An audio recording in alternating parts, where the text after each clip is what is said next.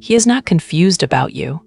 That is the first thing you need to understand, and it is probably the one that will take the longest to settle into. Because the story that is easiest to live inside, the one that makes the most room for hope and the least room for pain, is the story where his distance is a mystery, where the silence comes from somewhere unreadable, where he has not yet figured out what he wants, where the uncertainty is genuine, where if you could only show him the right thing or say the right words or wait in exactly the right way, the confusion would clear and he would arrive. But he is not confused about you. He knows what he feels. He has known it from early in this thing, from some moment in the beginning that caught him off guard before he had a chance to build a structure around it. He knows the specific quality of what moves in him when he thinks of you. He knows the difference between what he has felt in ordinary relationships and what he feels in this one. He is not confused. What he is afraid. And the fear he carries is not the small surface kind. It is not the fear of being hurt in the ordinary way. Not the cautious self-protection that most people call fear when they are not ready to be honest with themselves. The fear underneath his silence and his distance and his periodic withdrawal from something that every honest part of him knows is real. That fear is older than you. It was there before you arrived. You did not create it. You simply became the thing that made it impossible to ignore. If you have been watching him pull away from something he clearly wants, if you have felt the specific exhaustion of watching someone retreat from what they are reaching for at the same time, leave a like and subscribe so you do not miss what comes next. Drop the words, "I see his fear," in the comments. Because what he is carrying inside that silence is something this video is going to name in full. And when you understand the mechanism, everything he has done starts to make a different kind of sense. Before we go any further, there is something I want to put directly in front of you. You have been trying to read him from the outside. From the messages he does or does not send, from the way he appears when he does show up, from the signals you parse and reparse in the hours after contact. And that way of knowing has limits, because what is happening in him is not visible on the surface. It lives in a layer he does not give most people access to. It lives in the layer this reading reaches. A twin flame union personal reading is built entirely from your birth coordinates, your name, your date of birth, your time of birth, your place of birth. What you receive in your inbox within 48 hours is a personal audio reading and a detailed written report.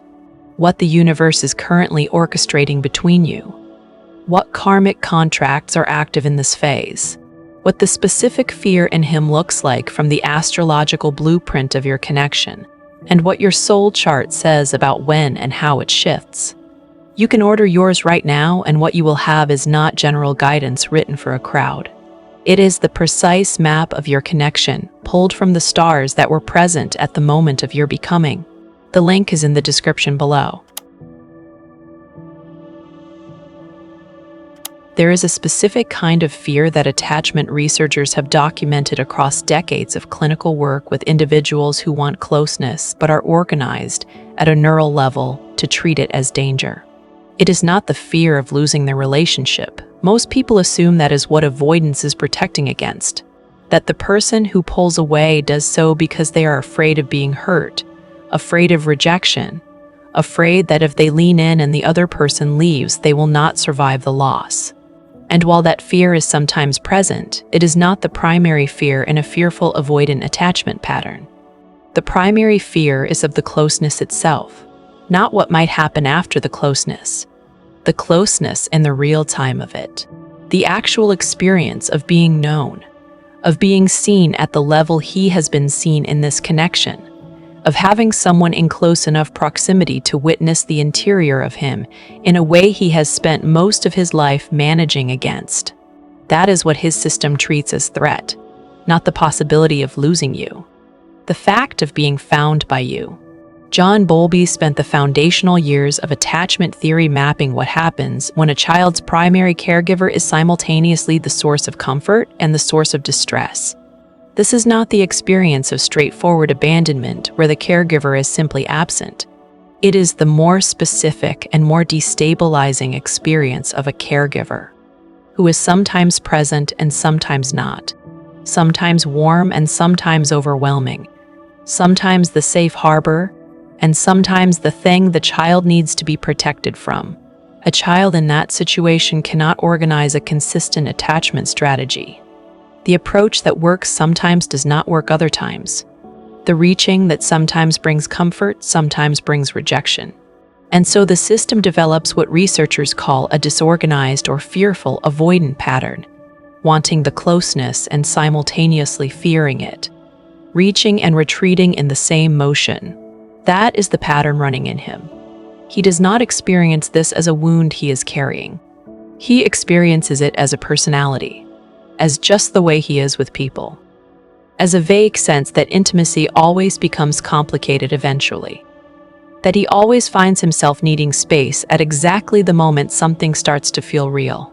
He has probably had relationships that confirmed this pattern without explaining it, relationships where he felt crowded by someone who was not actually doing anything crowding, where he started to feel trapped in a situation that was, objectively, not a trap, where the intimacy that was present felt like something he could not breathe inside of, and withdrawal was the only thing that made the air come back. And then you arrived. And the recognition was so specific, the resonance so particular, that the usual strategy of slow escalation and calculated distance had no time to deploy. You got past it, not because you did something clever or because you loved him perfectly or because the timing was ideal. Because at the soul level, this connection was designed to get past it. That was the specific disruption it was built to create, which means he is now carrying something he has never had to carry before. The presence of a connection that his old management strategies cannot fully contain, and the fear that was always there, the fear that drove the strategies, is now more active than it has ever been in his adult life.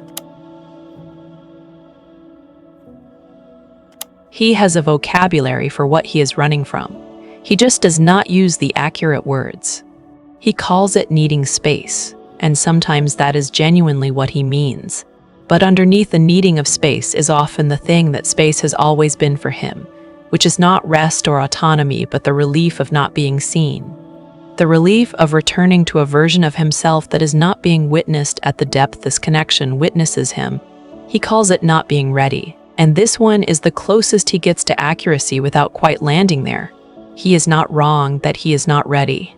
But what he is not ready for is not commitment in the practical sense, not the logistics of a relationship, not the external arrangement. He is not ready to stay in the experience of being known. He is not ready to stop running from the interior of himself that your presence reflects back. That is the readiness that is missing. And it is not a matter of more time passing. It is a matter of the specific internal work that dismantles the association between closeness and danger, which is slower than time and requires more than patience alone. He calls it caring about you so much that he is afraid of hurting you. This one is real. The caring is genuine. But it is also the most sophisticated piece of the avoidance architecture, because it reframes withdrawal as protection, as something done for your benefit rather than as something driven by his fear. If he is pulling away to protect you, then the distance is an act of love and he can live with it without having to look at what it is actually driven by. He calls it not knowing what he wants, but he knows. He knows with more clarity than he is comfortable with. What he does not know is how to have it without the accompanying terror of remaining inside it once he does. These are the names he has given the fear. None of them are lies exactly. They are all partial truths. They are the truths that function as containing walls around the larger thing, the thing underneath all of them, which is that being fully close to you makes him feel something that is simultaneously the most right thing he has ever felt, and the thing his system is most urgently organized to escape from. Here's where attachment theory moves from the theoretical into the physiological, and this is the piece that changes everything about how you interpret what he does. Peter Levine, who built the field of somatic experiencing and whose work extended Bowlby's relational framework into the body itself, described what happens to the nervous system when it encounters a situation that the implicit memory system has tagged as dangerous. The response is not chosen. It precedes conscious decision by several hundred milliseconds. It runs before the thinking mind has any input into what happens next. The body does one of three things. It mobilizes to fight or flee. It collapses into freeze and shut down. Or in the specific case of fearful avoidant attachment and the approach of intimacy, it does something more complex. It activates simultaneously in both directions. The draw toward the closeness and the drive away from it, firing at the same time, creating an internal state that feels like being pulled apart. The scientific term is a simultaneous activation of the attachment system and the threat response system. The felt experience of it is the specific kind of overwhelm that he may have described to you or around you as needing air, needing to think, needing to get perspective. He is not choosing that response. When you text him after days of silence and he reads the message and feels something warm and immediate and real and then does not respond for 3 days, the gap between the feeling and the action is not calculation. It is the threat response firing in the moment between stimulus and reply, shutting down the approach behavior before it can complete. The warmth was real. The wanting to reach back was real. And the freeze that descended between the wanting and the doing was also real, and it operated at a level beneath his conscious choice. When he shows up, when the barrier drops and he is actually present and something between you is genuinely good and he can feel that it is good, and then within a window of hours or days he begins to create distance again, that is the homeostatic correction. The nervous system detected that it had come into closer than comfortable proximity to the thing it has been organized to treat as danger, and it pulled the activation of the threat response forward. Not because the experience was bad, because it was too good. Because it was real enough to matter. Because something that matters is something that can be lost. And for a system with his history, the prospect of losing what matters activates the same cascade as the prospect of physical harm. This is not a choice, it is a physiology. And it is a physiology that does not respond to love alone. It responds to the slow, repetitive, body-level experience of closeness not resulting in the anticipated danger, which takes time and safety and a kind of internal work that cannot be done while running. Here's the thing that is easy to miss when you are inside the pain of the withdrawal. He comes back. Not always in the ways you have planned for or hoped for. Not always in the timing you needed. Not always with the clarity and consistency that would make the coming back feel like something you can build on. But the pattern across this entire connection has been that the distance does not hold. Something inside him keeps moving in your direction despite everything he does to create space. And that movement is not the dysfunction in the connection. It is the truth in it. The fearful avoidant pattern creates a cycle that researchers describe as approach and withdraw. The person approaches closeness until the threat response fires, then withdraws until the distance becomes its own discomfort, then approaches again. It can look from the outside like ambivalence, like he cannot make up his mind, like there is something fundamentally inconsistent in how he feels about you. But it is not inconsistency about the feeling. The feeling is constant. It is the nervous system's ability to tolerate the feeling that fluctuates. What drives him back every time is something underneath the fear that is stronger than the fear. Not louder, stronger. It does not announce itself. It operates as a current beneath the surface of his daily life, as the sense that what he has been trying to move away from is also the specific thing that is missing from wherever he is when he is away from it. Neuroscience would locate this in the neural imprint, in the deep encoding of this connection as something the brain has categorized at the level of primary significance. The twin flame framework would call it the soul contract. Both are describing the same mechanism in different languages. He cannot leave because the part of him that would need to agree to leaving is the same part that recognized you in the first place. And that part has not changed its position. It has never changed its position. The fear has pushed him away from the recognition again and again. The recognition keeps pulling him back.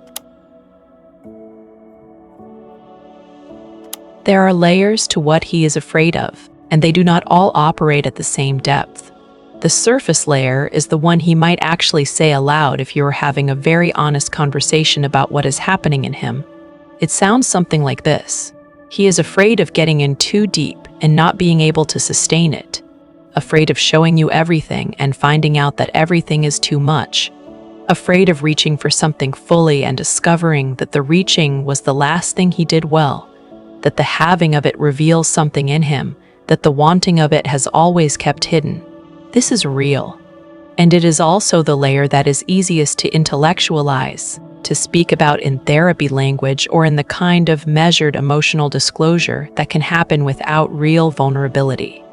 It is the fear he can examine from a slight distance. Underneath it is something he has never put words to.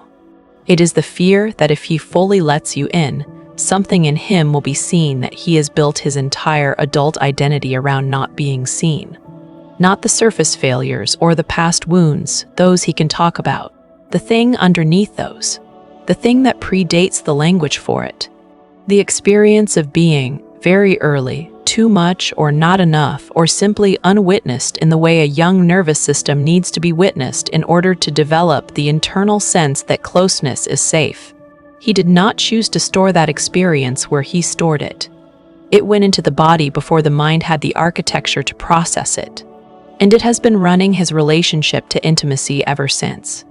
He is afraid that if he lets you all the way in, you will find that thing, and that you will leave. And that the leaving will confirm what the thing has always told him, which is that the most interior version of him is not something another person can stay near. That is the fear he has never said out loud. And it is the fear that makes this connection so specific, because you are the first person who has gotten close enough to where that fear lives that it has become this activated. Every other relationship has managed to stop at the layer before it. You have not stopped there. You, or more accurately the soul contract between you, has pushed past every stopping layer straight to the thing he has spent his life protecting. That is not a problem. It is the point. The silence is doing something. This is the part that is almost impossible to see from inside the waiting of it, because the silence from the outside looks like absence, like nothing happening, like him simply not being there, while your life moves through days that he is not in. But from inside his nervous system, the silence is not nothing. It is the closest thing to working it through that he currently has access to. He is processing proximity. That sounds almost absurdly simple, and yet it is the accurate description of what is happening in him during the periods when he goes quiet. Each approach has required something of him physiologically. The activation of the threat response has cost him something. The return to distance is the system restoring its capacity to approach again. And in that restoration period, in the quiet of the withdrawal, something that is not quite linear and not quite visible is also occurring. The imprint of the closeness is being integrated, slowly, at the level where integration of this kind actually happens, which is not in the conscious mind and not through deliberate processing, but in the body, in the implicit memory system, in the accumulated experience of closeness, not resulting in the catastrophe it was predicted to produce. This is what Peter Levine called pendulation, the oscillation between activation and settling, between the experience of the threatening thing and the return to a state of relative safety.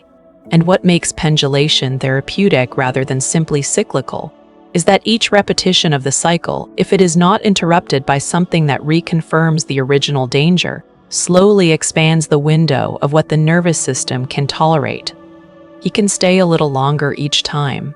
The withdrawal comes a little later.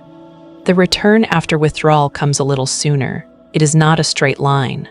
It looks from the outside like the same pattern repeating, but the internal calibration is changing even when the external behavior looks identical. Here is where it becomes relevant for you in a practical way. Because if the silence is pendulation rather than departure, then what you do during the silence matters in a way that affects the pace of his internal work. Every time the silence ends with an activation of his threat response, with an experience of closeness that confirms the original danger, the calibration resets. Every time the silence ends with something that allows him to be in proximity without the worst thing happening, the window expands. You cannot do this for him. You cannot engineer the experience of safety into existence through the right behavior, but you can stop doing the thing that most reliably reconfirms the original fear, which is making the closeness feel conditional, feel like it comes with pressure attached, feel like proximity means he has to immediately commit to all of the proximity forever or give it up entirely. That is not a criticism. It is a description of what the anxious side of an anxious avoidant dynamic produces, and it produces it for completely understandable reasons because that is what it feels like on the other side of an approach and withdraw cycle. But understanding what his nervous system needs, which is closeness without the implicit demand that closeness immediately resolve into permanence, changes what is possible between you. If you have been inside this journey long enough to feel the weight of your own growth but not clearly enough to see it, this is exactly the problem the Twin Flame Journey Tracker and Progress Workbook was built to solve. 39 pages with an 8-stage journey tracker that shows you your actual movement month by month, not how you feel about your movement but where the observable evidence actually places you. A synchronicity log because what is happening energetically in this period deserves a record. A daily self-love checklist that keeps you as the center of your own life rather than organized around his timing and his cycle. Weekly reflection prompts that surface the patterns you would miss from inside the current emotional current. Monthly reviews that let you see in your own handwriting that you are not going backward. The link is below. You have been asking the wrong question. The question that most divine feminines carry through mid-separation is some version of this. What does he want? Does he want me? Is he choosing this? Will he choose this? The question is oriented toward his decision, as if his decision is the hinge that everything turns on. And while his decision is real and matters, and will arrive when the internal work reaches the threshold where the fear is no longer louder than the wanting, the question positions you as someone waiting for an outcome that is not in your hands. The accurate question is different. Not what does he want? What is he afraid of? Not will he choose this? What is standing between him and the choosing? This shift is not semantic. It changes the entire information landscape you are navigating. When you know what he is afraid of, his behavior stops being rejection. It becomes readable. The withdrawal is not him saying he does not want you. It is him saying that wanting you has brought him to the edge of the thing he is most afraid of, and his nervous system has done what it is built to do in the presence of the thing it is most afraid of. That is a description of mechanism, not a verdict about the connection. When you know that the specific fear underneath his avoidance is not about you specifically, but about the experience of being fully seen, you stop trying to show him more and start understanding that what he needs is not more evidence that the connection is real. He knows the connection is real. That is part of what is terrifying. He needs the accumulated experience of closeness not resulting in the catastrophe his implicit memory predicts. That is not something that can be offered. It is something that accrues. Through time and through the specific quality of presence you bring into the contact you do have, there is also something that shifts in how you relate to your own pain when you see his fear clearly. The longing you have been carrying has been sitting inside a particular container, and that container has been the uncertainty about whether you are simply wanting something that is not available, whether you have been reading signals that are not there, whether the recognition you felt is mutual or constructed. When you see the mechanism of the fear, when you understand that his pulling away is not evidence against the connection, but evidence of how deeply the connection has activated the core wound, the longing does not disappear. But the story it lives inside changes. It moves from the story of unanswered question to the story of two people who are each, in their own way, doing the profound and difficult and slow work of becoming capable of what they have already recognized in each other. That is a different container for the longing to live in. And it is a more accurate one. The moon moved into Scorpio today. Scorpio is the sign that excavates, that insists on depth over surface, that will not allow the convenient story when the true story is available. Today, the sky is asking you to stop managing the surface of this connection and to drop into the actual mechanism of what is happening between you. You have just done that. You know more than you did an hour ago. not because the knowing changes anything immediately, but because understanding the fear correctly, seeing it clearly rather than through the distorted lens of your own pain and uncertainty, gives you something more reliable to build on than hope alone. He is not confused about you. He is afraid of himself. And the fear is specific, and the fear has a mechanism, and mechanisms can change. Not through you loving him harder or differently or from a more enlightened distance. Through the slow accumulation of a different kind of evidence in his nervous system.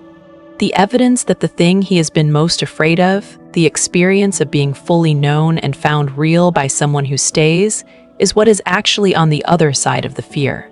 He is working toward that, so are you, and the working is not happening in the visible moments. It is happening in the quiet of the accumulation, in the small repeated experiences that are slowly rewriting what the nervous system knows is possible. That is what this phase is for. That is what you are both inside of right now.